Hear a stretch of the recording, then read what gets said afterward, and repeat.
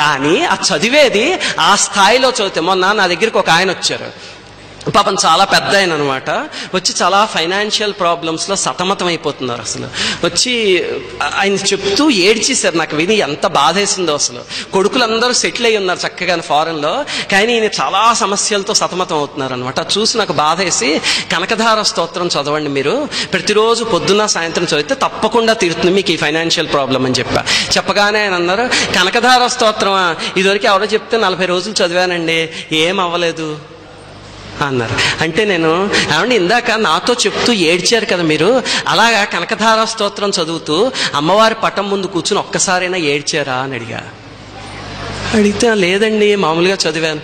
చదివితే ఎక్కడి నుంచి ఫలిస్తుంది అది? అది చదివితే గుండె కరగాలి. మనం ఎలా చదువుతాం అంటే దద్యా దయానుపవనో ద్రవిణాంబుధార అసే, అక్కడ పొయ్యి మీద ఏదో పెట్టినట్టుందో మాడిపోతాం చూడు, అది కనకధార స్తోత్రంలో ఒక పార్ట్ అనమాట. ఇది కూడా ఒక మంత్రం.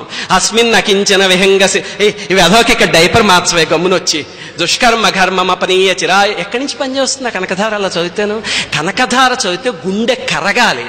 అమ్మా నేను ఏం దుష్కర్మ చేశాను, నాకు ఇలా ఉంది, నేను ఆ పక్షి పిల్లని, ఇందాక శంకరాచార్యులు వారు ఆ పక్షి పిల్ల గురించి చెప్పారు, అది మనం ఫీల్ అయ్యి మన గుండె కానీ కరిగింది అనుకోండి, అప్పుడు పలికి తీరుతుందంటే అమ్మ, పలికి తీరుతుంది. నా జీవితంలో పలికింది అలాగ. నేను మీకు ఆ ఉదాహరణ చెప్తాను. నాకు పలికింది కాబట్టి నేను ఈ స్టేజ్ మీద కూర్చొని చెప్తున్నాను. ఒకసారి మా ఇంట్లో ఒక విషమ సమస్య వచ్చింది.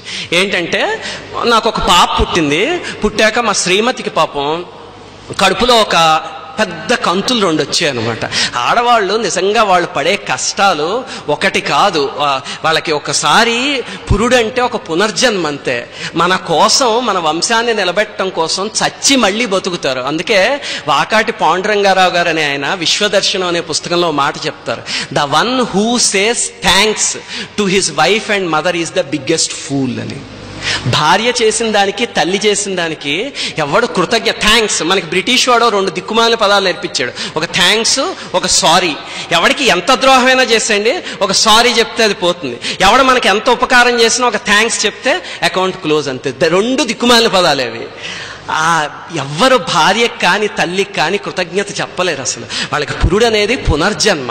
అలాగా మా పాప పుట్టాక ఏమైందంటే పాపం తనకి 2 కంతులు వచ్చి చాలా బాధపడింది. చివరికి ఒకసారి, అప్పుడు నేను కూడా చిన్నవాడిని, ఏదో హాస్పిటల్కి తీసుకెళ్ళి ఏంటో తను నొప్పి అంటుందని. డాక్టర్ చూసి, ఏంటయ్యా నువ్వు చేసిన పని, ఒకవైపు కంటి ఇంత అయిపోయింది, కొబ్బరికాయ అంతా, అది ఏ నిమిషంలో పగిలితే వచ్చి బ్లడ్లో కలిసింది అంటే అంతే ప్రమాదం.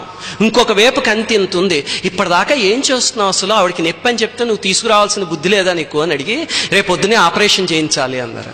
నా అంతా భీమవరం, మా నాన్నగారు అక్కడికి తీసుకొచ్చారు, అక్కడ మనకి తెలుసున్న డాక్టర్లు ఉన్నారు కదా, వాళ్ళు చేస్తారు అని చెప్తే భీమవరం తీసుకెళ్ళిపోయాం. తీసుకెళ్ళిపోతే ఆ డాక్టర్, ఆవిడ మా నాన్నగారికి హోమియోపతి పేషెంట్ అనమాట, ఆవిడ దగ్గరికి మేము ఆపరేషన్కి వెళ్ళాము. వెళ్ళేసరికి ఆవిడంతా చూసి రేపు పొద్దునే చేశారు, పొద్దున్నే అంతా రెడీ చేసేసి ఆపరేషన్ థియేటర్లోకి వెళ్ళింది. వెళ్ళిన ఆవిడ 10 నిమిషాల్లో వెనక్కి వచ్చి, బాబు నీకు పిల్లలు ఉన్నారా అమ్మా అంది. అంటే ఉన్నారండి, ఒక పాప ఉంది. అమ్మయ్య మంచిదిలే. ఏమండి ఏమైంది అన్న. ఏం లేదమ్మా, ఇంకా మీకు జీవితంలో పిల్లలు పుట్టరు, అందుకని పిల్లలు ఉన్నారో లేదో కనుక్కోవడానికి వచ్చాను. అమ్మాయి ఒక పాప ఉంది కదా, వెళ్ళి కత్తి. ఆవిడ, మహాప్రభు మీరు ఆగండి, పరిగెత్తకండి, నాకు మా శ్రీమతికి పిల్లలంటే పిచ్చి, మేము కనీసం ఇంకొకళ్ళో ఇద్దరినో కందాం అనుకుంటున్నాం, మాకు చిన్నపిల్లలంటే ప్రాణం అసలు. మీరు ఇప్పుడు కానీ ఇలాంటి పనులు చేస్తారంటే ఇంక మాకు పిల్లలు ఎలాగయ్యా బాబు, ఇక్కడంతా ఇది కట్ చేసేయాలి, ఇంకా కుదరదు అంటే ఏదో ఒకటి చేయండి అని చెప్పా. ఆవిడ బయటకు వచ్చి మొత్తానికి ఆపరేషన్ అయిపోయాక, కానీ నేనైతే చెప్తున్నాను ఇంకా పిల్లలు పుట్టరు మీకు అని చెప్పారు. చెప్పేసరికి అంతే మా ఇద్దరికి నిరాశ వచ్చింది. అయినా సరే ఆవిడ అలా ఉంచింది కదా, ప్రయత్నిద్దామని 5 సంవత్సరాల పాటు హాస్పిటల్లో అన్ని రకాల వైద్యాలు, ఏ హాస్పిటల్కి వెళ్ళినా సరే, ఓ ఇది మంచి ఫెర్టిలిటీ సెంటర్ రండి అంటారు అని ఒక స్కానింగ్ తీస్తారు. తీసి అయ్యి బాబా ఇలా ఉంటే ఎలా పిల్లలు పుడతారు అంటారు వెంటనే. ఏ హాస్పిటల్కి వెళ్ళినా అదే అనమాట.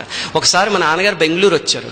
వచ్చినప్పుడు నాన్నగారు ఇదండి పరిస్థితి అంటే, అప్పటికి 5 సంవత్సరాలు అయింది, అన్ని హాస్పిటల్ తిరిగాం, ఎంతో ఖర్చు పెట్టాం. ఆయన చూసి, ఒరే రామాయణంలో బాలకాండలో 15-16 సర్గలు ఉన్నాయిరా, అవి 2 పుత్రకామేష్టి మంత్రం ఉన్న సర్గలు, అవి 2 20 రోజుల పాటు ఆగకుండా పారాయణ చెయ్యి. అలాగే దానికి ఏవో రూల్స్ ఉన్నాయి, ప్రతిరోజు పాయసం అక్కడ పెట్టి పారాయణ చేస్తే ఆ పుత్రకామేష్టి శక్తి పాయసానికి వస్తుంది అనమాట. అప్పుడు భార్యాభర్త తింటే ఖచ్చితంగా పిల్లలు పుడతారా. ఇది ఉమా సంహితలో శివుడు ఇచ్చిన ప్రమాణం ఇది. అనేది, ఖచ్చితంగా పుడతారు, అలా చెయ్యి అన్నారు.